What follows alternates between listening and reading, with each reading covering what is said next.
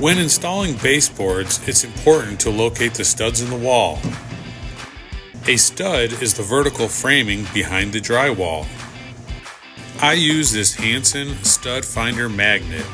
It sticks to the screws or nails that is holding the drywall to the studs. If your house has plaster or another wall finish, this magnet is more difficult to use.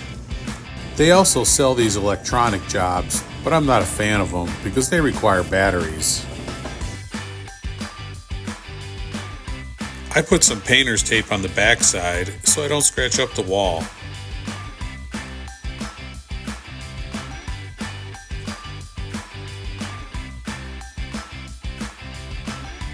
Move the magnet around on the wall until you locate a screw.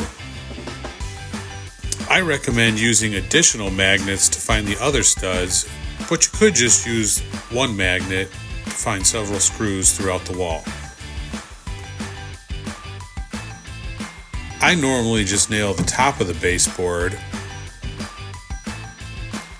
The location of the bottom nail is not that important because there should be a bottom plate along the entire wall, but that isn't always the case.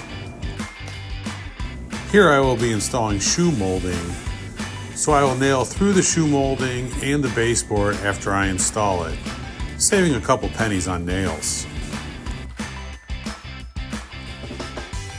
Sometimes I measure to the next stud instead of locating it because this is a new build and I know the stud spacing is 16 inches on center.